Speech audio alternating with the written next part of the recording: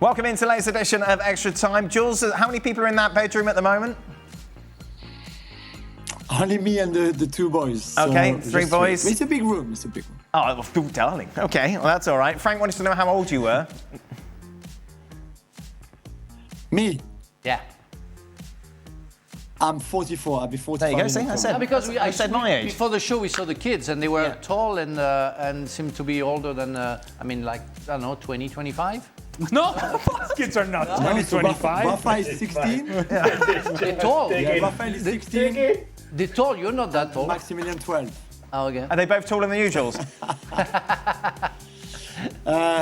Raphael, who is 16, is catching me. Maximilian is 12, and Margot, she's 7. She's still in London, obviously, with my wife. But they're not going to be. They're going to be like 7 foot either. You know, I don't even know how many foot that 7 foot is in meters. But they're big, good size. It's interesting, Juls. You were mentioning in the show that obviously your brother's there, or your kids are there, your dog walker's there. How did you get all those tickets, Juls? Who have you been tapping I know up? a lot of people, Dan. Wow. I made a lot of phone calls. And he predicted the Paris Saint-Germain will lose. Yeah. The guy pays tickets to see Paris Saint-Germain losing. He's crying it in. I remember for the crying Euro. it in. Was it the Euros final? Was it England-Italy? I can't remember wherever the Euros was. And you were boasting that you knew Gianni Infantino. You were like, I've got his number. I said, look, you can give him a call and get him 2 tickets to the final. Didn't call him for me, did you? No, I didn't even didn't. try. I didn't. Disappointing. Yeah, because I get free beers, but I don't get tickets. I sure don't you buy could. very I'm sure you could if you gave old Gianni a call. He'd Yes. sort you out. Yeah, sure. But you're not my friend. Give him a pair of Skechers. They're very comfortable, you see. They're Very Slipping. Yeah, they exactly. slip in. Other shoes are available. Oh, this is right up your street, Don, considering what you were talking about, Bruno. We talked about whether or not Bruno should leave, but what about the other side of the coin? Given United could buy 3 to 4 quality players with the PSR space provided from selling Bruno for 100 million, would you keep him or sell him? Wow, that's a different conversation altogether, but it's a brilliant question because that's probably what Man United are probably thinking right here, right now. Do we take the 100 million? Do we bring in 3 or 4 other players? Maybe it's a little bit like when Coutinho left Liverpool, but it's massively different in terms of the players that they brought in and Alisson and Van Dijk. I mean, Man United are not bringing that calibre of player in, but I mentioned Brian and Wermo. Don, you were telling me during the show that they could bring in the sort of calibre of player that puts them back up the table. Now you're saying they can't bring any calibre of player in. No, show. Daniel. This is where you get it wrong. This is where you get it wrong. I didn't say calibre of player to get them back to the top. I said I'm not naive enough to think 3 or 4 players wouldn't take them a title, but surely they can improve on where they're at this season. Surely 3 or 4 good young players or players with a good work ethic on top of what they've got can certainly get them back into European football. Come on, they can't be this bad again. So if you're United, do you sell him or not, Don? Yeah. No. There you go. So no Bruno. No, then. In the end, no Bruno. If they spend it wisely and they bring in really good players, they bring in 3 or 4 really good players. Have you got 25? Yes. Liverpool are going to spend 130 million on Florian Wirtz. Yeah. What are you going to get for 30 million? No. Liam Delap's gone to Chelsea. And Werner wouldn't cost massive. Listen, there's players out there you can bring in. I mean, what did Alexis McAllister sign for Liverpool for? Was it 35 million? Yeah, but Don, everybody wants to come to Liverpool. Come on, there's players out there. Who's playing? You'd rate Serie A. Who other players want to come to Manchester United right now? And that was the problem with Arsenal, and Jules can witness that. That was the problem maybe for Chelsea as well sometimes. But right now, nobody, if he has a certain pedigree, wants to come to Manchester United. It's what they achieved. That's the problem, because you know that you're not going to win anything. That's the problem. The biggest problem that they've got on top of Bruno Fernandes, and he is not the problem, by the way. Bruno Fernandes is not the problem. It's guys like Marcus Rashford and it's guys like Mason Mount are on 350 on even more money, like £1,000 a week. They've got guys who are not even playing for them. I mean, if Rashford goes so if you're to Bruno, Barcelona, why would you stay there? Which is the rumour. They're going to have... They're going to have because they're not good enough. Because they're not good enough. Because Rashford not good enough to take Man United where they want to be. If he goes to Barca, he's going to be sat on the bench. And Man United are going to be paying their wages. Let me just get this straight. In the same conversation, Don has told Bruno Fernandes to stay, but has told the club to sell Bruno Fernandes. No. Yes.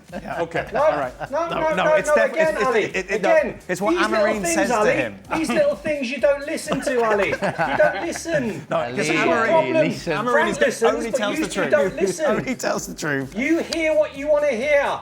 You hear what you want to hear. It says a lot about. It says a lot about what Manchester United has become. So even to explain something is really hard. Well, for Don, every subject is difficult.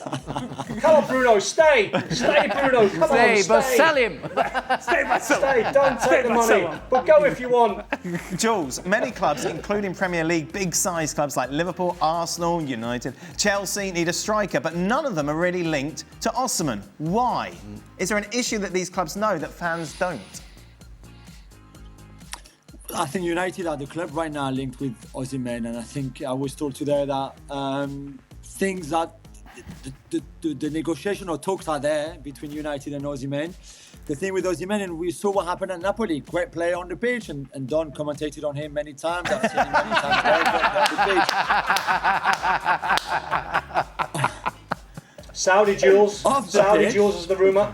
Saudi Juls is the rumour for Osimhen. Off the pitch, it's more difficult with Osimhen. Right. There's a lot of things that are difficult with Osimhen. Like sometimes. what, Jules? Yeah. And that. But just remember with Napoli, he didn't like something. I mean, to be fair, the club was not great either. Some of the stuff they put on social media. But also when he wanted a new contract, he deleted everything from Napoli on his social media. He was not happy with where the negotiations were going or the offer on the table. So he was sulking and he didn't want to play. And there was this and there was always something. There was always something. To the point that in the end, they didn't want to keep him. They had to loan him at Galatasaray with a release clause that was much lower than what they wanted initially. But a player like Osimhen, if you just stay on the player, he should never play for Galatasaray. No offense to Galatasaray in the Turkish league, but he's better than that, really. So there's a reason why he ended up at Galatasaray and not at one of the top Premier League clubs, for example. Here we go then, Don. We'll be nice to you. I feel like we've been mean to Don today. Sorry. You have. No, I haven't. No, you go for it, Dan. I love it. That was not said. When nice. Obligatory percentage question for Don. What is the percentage chance that Manchester United finish outside of the European places in the Premier League? It depends if they keep Bruno Fernandes or not. Yeah, exactly. We're just on this hamster wheel of Bruno Fernandes. Yeah. Are they selling him? Are they keeping him? Are they going to buy players? Am I sitting here right now on the squad they've got? What's the question? The question is, what is the percentage chance of United finishing outside of the European places in the Premier League next year? But Don, who are they going to bring? Oh no, No. Okay. What, No. I'll answer the question. I'll give it. They've got a 40% chance of getting back into European football because Okay. they'll have So no 60%, European football so to play 60. for next season. So 60%. Thank you very much, Frank. There you are. Yeah. Found your use. Yeah, you know what I know why I came. But well, So 60% that they're finishing outside of Europe. yeah. Right? Yep. yeah. Okay. I'm just trying to follow the line and the process. That's right. The thought process for Don, Don. you're coming out here soon, aren't you, Don? Hey, I'm mate. I'm out on the 8th. There we are. You still there, Frank? Beautiful. No, I don't think so. When he's coming in the 8th? No. I'll be gone before. I would have loved to see you and have those conversations because the debates are very interesting. Okay. That didn't sound very genuine. Right in the middle of those two for a week. For Jules, with your Arsenal ways, what are your thoughts on Sesko? I like him a lot. I think he's got people at the club who like him a lot too. Same with Gyökeres. He's younger than Gyökeres. I think he's all around probably a better player. The thing is, we've said it for so long, they want a striker, they're going to get a striker. Sesko is a very good striker. He can do a lot of other things on the pitch too. But scoring goals, he has never scored more than 20 goals a season in all competitions. Mm-hmm. So again, you just need to know that doesn't mean that he can't go from 20 to 40 next season in a better team like Arsenal in the Premier League. That's not what I'm saying. I'm not saying that he cannot score at all. I'm just saying that Gyökeres scored 56 goals this season in a much weaker league than the Bundesliga. Okay, Sesko scored 13 goals or 14 goals in the Bundesliga this season. So the numbers are different. So it just depends what you want. If you're Arsenal, or what you want as a fan, or who you like. If you like a better all-rounder like Sesko, if you want somebody like Gyökeres who's a bit older and clearly just a finisher, all about goals, finishing. You can do other things, of course. He's not just a finisher, but so there are two different profiles too. So it depends what you want, what you need, but you just need to be aware of those numbers too. Back to Don, and this is just context, Don. This isn't anything else. So Don has made 2 bets during his time on ESPN FC. One was me, that Arsenal wouldn't finish in the top 4. They finished second. Okay. One was Surloff. Right. Can I just say that bet was made well before they spent 100 million on Declan Rice, and well before they bought 3 players in. So a little bit of context there, Daniel. Okay. Quite sure if that's true. Okay. And meanwhile, Alexander Surloff wouldn't get 10 La Liga goals. I believe he had 20 in the end. So they're the 2 wagers that Don has made and failed on both. Yeah. Don, the percentage chance you make a winning wager next year? 100%. 100%. 100%. What I should have went for. What I should have went for on Surloff is not starting 10 games. There you go. Well, I think he did. He started about 4 games and scored 50 goals. Who did he put winning the Premier League? Because I remember he played for Liverpool. Oh, and what did you put? Who was going to win the Premier League? I think I was right. I put Liverpool. Oh, there we go. Yeah, so I won. And I don't understand that the former Liverpool player couldn't be clear enough to... Stop being mean to Don. We'll get into trouble. I love you, Don. Oh, you're digging in me now, Frank, are you? You're sucked into these two, Frank. Because I love you, you know that. Why so much hate on Chelsea, Frank? Oh, what happened? For winning the Conference League. Betis was tougher competition than the team Spurs played in Europa. Also qualified for Champions League. How much more can anybody want for them to be satisfied? I don't... Well, if it's... The question was for me. I don't hate Chelsea. I think I love Chelsea more than any other club. But you have to be fair. In order, like everybody saw on social networks, everybody's happy that the Chelsea is the club who won all the cups. And as I said in the show, in order to win the Conference League Cup, you need to have a bad season the season before. That's what it is. And when you're a big club like Chelsea, you shouldn't be in the Conference League. So you shouldn't brag by winning the Conference League. You did it, well done, good job, another cup, that's fine.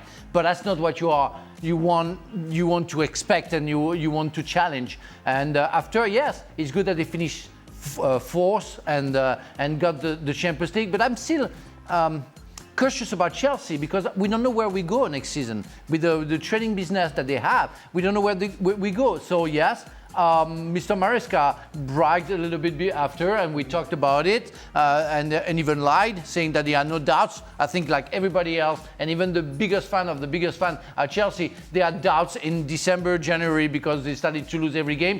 But good for them. And let's see what's going on next season. Let's see what they're going to bring, because they need to bring some experienced players. And as long as they don't do that, they're going to suffer, and we won't know where they're going to go. Final question, Don.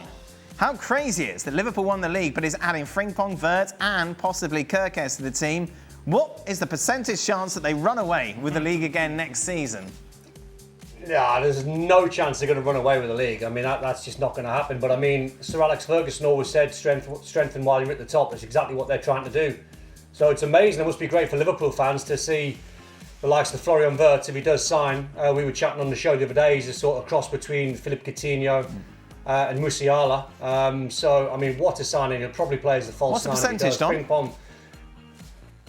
Well, 0, I said, because they're not going to run away with the title. Okay, what about to win the title? The question is run away with the title. What about win the title? Okay, so you're changing the question, are you? I'm going to change the goalpost slightly just for interest. Percentage chance, 40. 40, and then Arsenal or Liverpool? Arsenal. No, I'm not going into them. I'm just giving you a Liverpool 40. Why do you hate Liverpool? It's overload. So who's more likely to? Who's going to push them the furthest then?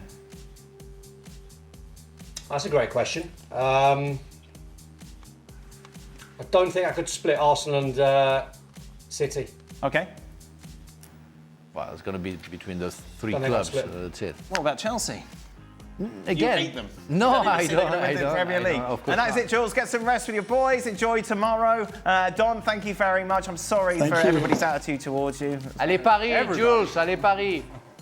You don't care. Allez Paris, mon frère. Allez No, that's for him. I'm being nice, But it's I do care. I do care. I like also Pavard and Thuram, so I'm going to be fair. But I want Paris Saint-Germain to win. Okay, Yeah, for sure. We'll watch it together tomorrow. Nice. What a treat. Yeah, Lovely. it's going to be nice. ESPN FC then, back on your screens tomorrow to react. Forza Inter. Well, there we are, Forza Inter for the Champions League final. Did you know that he commentated on Inter a few times? PSG are taking on Inter. Stop it, mean. What? I'm sorry, Don. He's not.